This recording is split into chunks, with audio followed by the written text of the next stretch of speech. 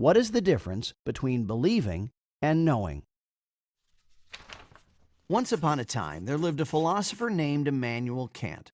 Not only did he have an absolutely stylish wig, but he also had a few ideas about this question.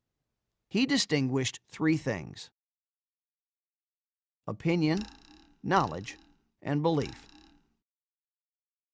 An opinion, for example, is if I say, "This team will win the next soccer world championship." Other people will have other opinions, and who knows, in the end, the winner might even be a team nobody had counted on. Opinions can have reasons, but as statements, they are rather uncertain. Knowledge, on the other hand, is certain. It is not an opinion. Knowledge needs to be demonstrable, or able to be shown from evidence. It requires proof and has to be objective. But what about belief? Belief, in a religious sense, is more than an opinion. Opinions are not certain. Beliefs, on the other hand, are. They are held as certain. When you say, "I believe in God, the Father, the Almighty," you are not saying that you are of the opinion that there might possibly be a God, the Father, the Almighty. No. Belief refers to something certain. Indeed, something so certain that people who believe it build their life on it. This is a clear difference between opinion and belief. Now, what is the difference between knowledge and belief?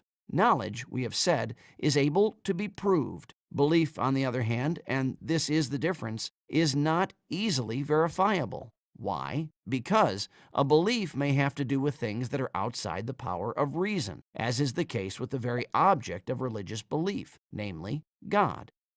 Faith here is not opposed to reason, but it is concerned with things above reason. Okay, so we can say religious belief, or faith, is the certainty about things that are outside the natural capacity of reason. But now we get to a key question. Where does religious belief get its certainty from? Why do believers believe? People have different reasons why they believe in God. Some people may have seen the workings of God in their own life. They are certain that they have been touched by God. They have experienced God on a personal level. That is why they believe. Others have discovered that faith provides the best answers to the most important questions of life. That is why they believe. Still others believe because they trust those from whom they have received their faith. A faith that was passed on not as a mere theory, but as something tangible and embodied in their lives, as something that fills and fulfills them. All of these are good reasons to believe.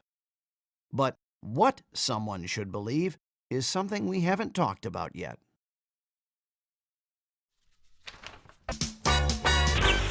What does it mean to believe in God? Believing in God can mean different things, depending on how we use the word believe. Here are three examples. A doctor may say, "I believe that these pills will help you." The word believe here stands for a conviction. The doctor has looked at the problem and is convinced that this prescription will help. A hiker may say, "I believe the mountain guide when he says that it is 2 more hours to reach the top." Here, believing means trusting someone.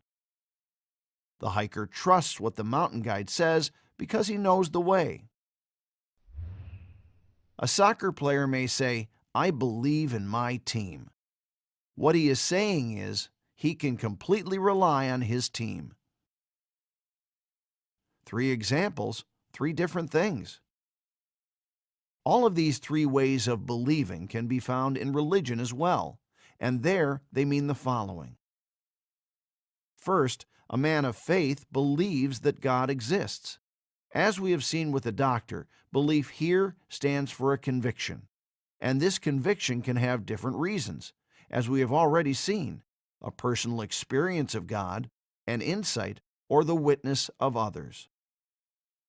Second, as in the case of the hiker and the mountain guide, belief can signify a kind of trust.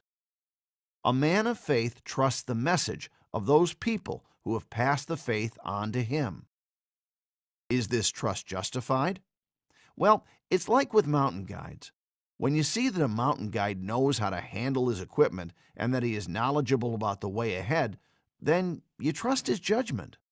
Now, looking at the life of Jesus, the apostles and the saints, their message and preaching, their commitment and humility, then all of this makes their message rather trustworthy. Third, as a soccer player may believe in his team, a man of faith will believe in God. In this case, to believe means to rely on God and to entrust yourself completely to Him. All three ways are ways of believing in God, but it is only the third that leads us to the core of what religious belief actually means: a living relationship with God.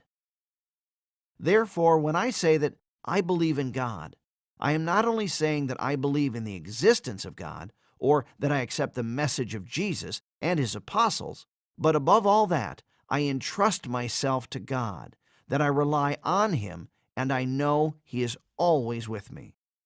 This is what it means to believe in God.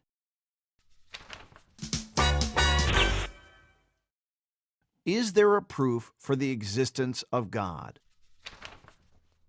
If you believe in God, you are certain that He exists, and there are many different reasons for this certainty: an encounter with God, an experience, witnessing the faith lived out by someone else, and that sort of thing. But can the existence of God be proven through philosophy? The ancient Greeks were already asking this question, and later theologians like Thomas Aquinas explored it further. There is, for example, the argument for the necessity of a first cause. A cause that is the beginning of all things, without being itself caused. Sounds complicated, and all right, it is a little complicated, at least if you haven't studied philosophy and are familiar with the technical terms. But maybe we can at least sketch the basic outline of the argument. And for this, we'd best start with the meaning of the word cause. What is a cause? Here is an example to illustrate. This gear moves another gear. The first gear is a cause. The second gear is an effect. Cause and effect can be found all over this world, not only where there are gears. A short downpour, for example, is the cause of the growth of a plant. The electric current is the cause for the light of a lamp. And if a father hands a flaming torch to his son, then he is the cause of the flaming torch in the hands of his son.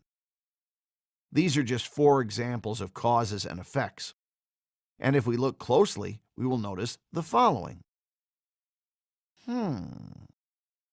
Right, there are 2 types of causes. In these 2 examples, the effect endures even when the cause has ceased to be active. The plant might grow because of the rain, but it continues to grow even after the rain has ceased. Likewise, the boy may be holding a torch because of his father, but it will continue to burn even when the father is gone. With the other 2 examples, however, it is very different. Here we see that the effect ceases as soon as the cause is no longer active. The effect depends directly and immediately on the cause. If the electric current stops, the light goes out. If the first gear is not moving, so the second gear will stand still. In both of these cases, the effect depends on the cause here and now. All right, let us now extend these relationships by adding more elements, by creating causal chains, as they are called. This will make the difference even clearer. It is easy in the case of the gears. We just add more of them. In the case of the lamp, we can add a river and a hydroelectric power plant. The river turns the turbines, which are connected to the generators, which generate electricity, which lights up the lamp. In the case of the plant, we can add the sun as a prior cause. The sun causes the evaporation of water, which leads to the formation of clouds, which condensate when they cool off and cause rain, which then causes the plant to grow. In the case of the boy, we could say that his father had received the flame from his own father, who in turn had received it from his own father, who in turn had received it from his own father, and so on. Now, each sequence of cause and effect has been expanded to form a series of causes, a causal chain, and the difference between the two groups is now even more visible. In these two examples, we clearly see a sequence in time, while the other two illustrate a simultaneous chain of causes that depends on each element in the here and now. All right, let us now ask the crucial questions. Do these causal chains require a first cause?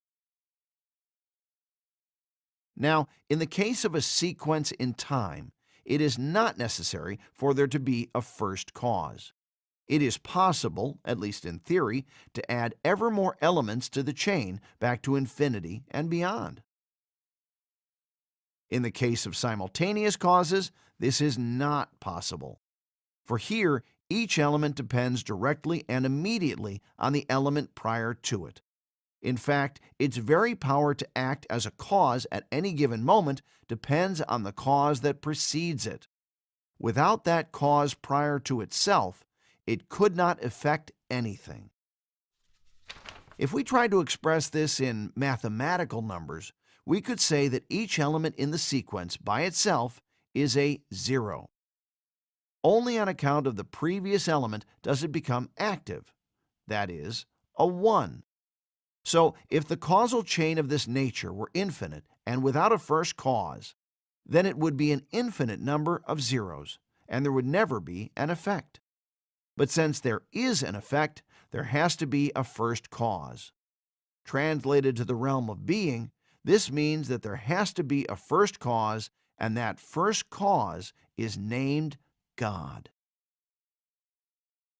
There we have it, a proof for the existence of God. Though we need to recognize that, strictly speaking, this argument does not prove the existence of God precisely as we believe in Him, the God of Abraham, Isaac, and Jacob. It does, however, prove that it is reasonable to hold that there is something that is rightly called God.